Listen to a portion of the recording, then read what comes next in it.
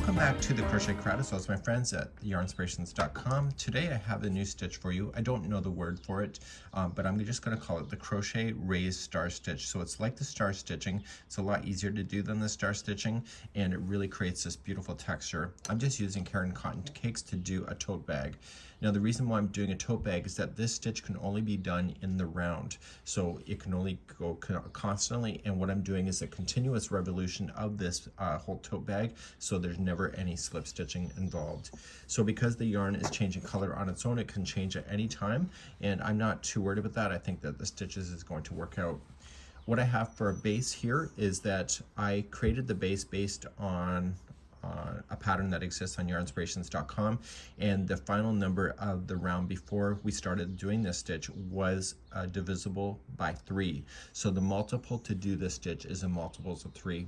What I'm going to demonstrate today is how to get yourself started. I'll create a little base for you, and you can figure out what you want to do. So if you would like to find another tote bag or anything like that, as long as you have a multiple of 3, it's good.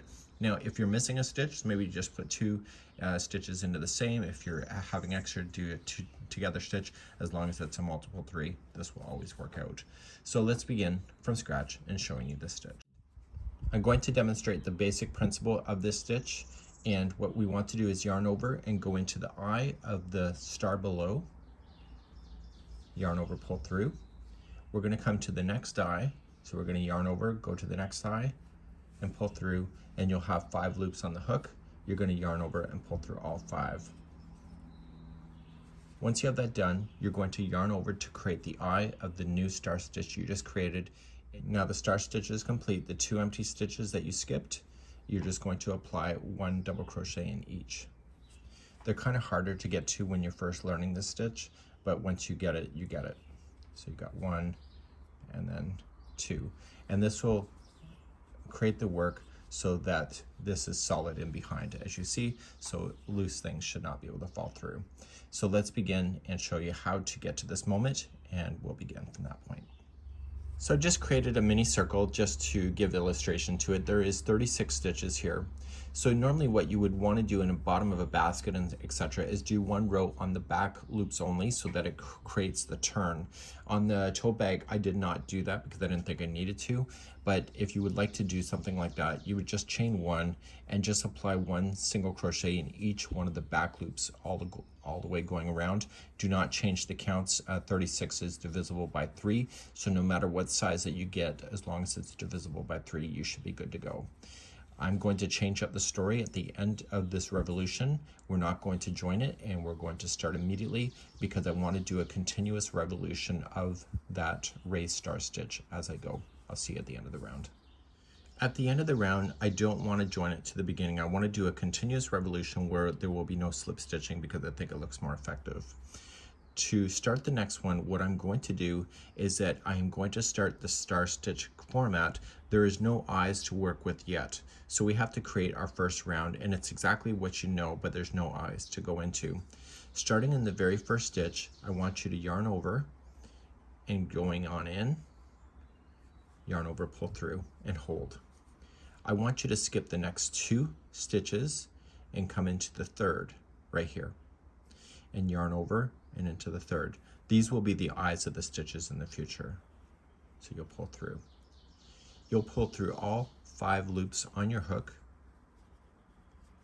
Don't be too tight about it, but be consistent. And you're going to yarn over and create the eye of this star stitch. The 2 stitches that you skipped are going to be the ones that you need to do, and when you're doing this for the first time, it's kind of a pain in the ass. So just, they're going to be double crochet each, so just wrap the hook and come in behind, just shift that star stitch in front and access the 2 double crochets in behind. And you're going to put 1 double crochet in each, so we have 1 and 2.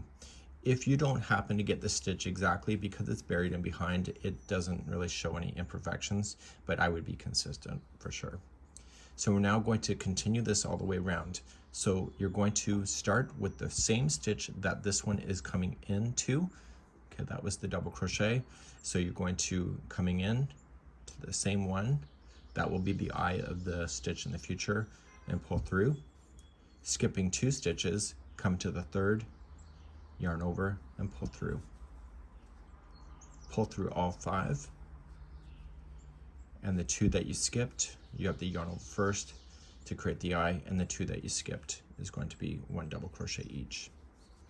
That takes practice, so if you're struggling a bit with that, it's not you, it's the damn stitch. But it looks good, right?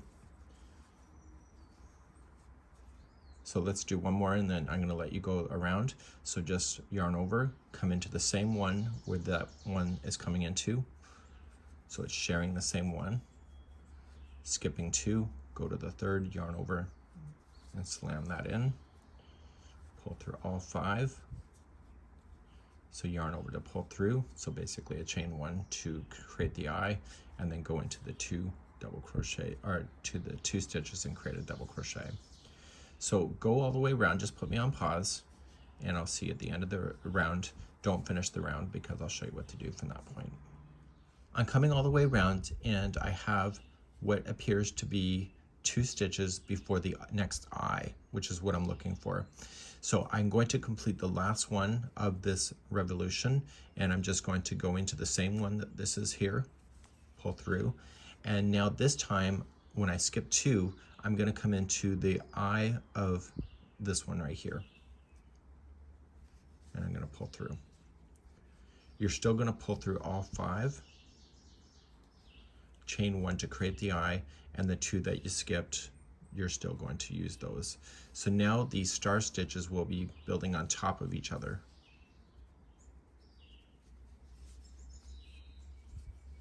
So now you just continue along. So to start the next one, see the eye, you're going to come straight on down. It's sharing with the last one you just did, so come on straight down, come into the next eye, and that's technically just skipped over 2 stitches. So you pull through, yarn over, and then double crochet in the 2 skipped. So let me know in the comments how hard it is for you to access those ones in behind. It took me a bit of practice to do it. I almost quit, actually, to be honest with you, but once I got my hands in the motion, it was good. So to do the next one, just into the eye, next one into the next eye, get your 5, pull through, chain 1 to create the eye, and then double crochet into the 2. So you can go around now as many times as you want to get the height. Maybe this could be like a pop can cozy or something, but you can go as big as you want to, and I will show you how to finish this at the end. So you can go as many times as you want, and I'll see you at the end of that moment, and I'll show you how to rebalance yourself back off. I'm continuing to go around, and I'm going to determine that I'm going to stop shortly. And what I want to do is look for where the slip stitching line was, and I'm going to say, okay, this is where I'm going to end my story, so to keep myself balanced, because that's where we kind of started the star stitch anyway in the continuous revolution. So that's something that you can decide for yourself. So I'm going to do one more stitch, and then I'm going to show you how to bring this back to balance. So you're going to come back and do the last one, and it's going to span over the one that you can see that has the slip stitching below. Your sample will probably be a lot more bigger than this, of course. And I'm going to say this is my last one, so I'm going to fill in my double crochets in the end. So the secret to getting yourself back into balance is to ignore those eyes of your star stitching. Everything is multiples of 3, so you can see that you have 3 stitches, 1, 2, 3, but if you include the eye, you're going to have 4. So when you want to make this back to balance, you're going to start with immediately the stitch work right here. So you're just going to start and just single crochet. So 1, and then skip over the eye, and just continue to do that. So just make sure you don't apply anything in the eye. So here's an eye, skip it, and just come on over. And all I'm just doing is single crocheting myself back around. You could double crochet, you could do any stitch really, as long as you don't include the eye as a count. And if you do include the eye, then you have to skip one of the other ones to bring this back into balance. So I'm coming all the way back around to where I had started, and I'm going into there, skipping the last star there, and I can see this is where I started, so I'm just going to slip stitch. And so I brought myself to being back into balance. You can see that there's no like lips, like growing too much and it's not collapsing. So I have the right count. So it's all about doing that. So you can have some really cool ideas with this if you really wanted to, maybe a basket, anything like that. But obviously the more that you build on top of each other, the more it can look like this. And you can see this is a great example of creativity, and it really does puzzle together nicely, and it does make a really hell of a great stitch. So this here is the raised star stitch.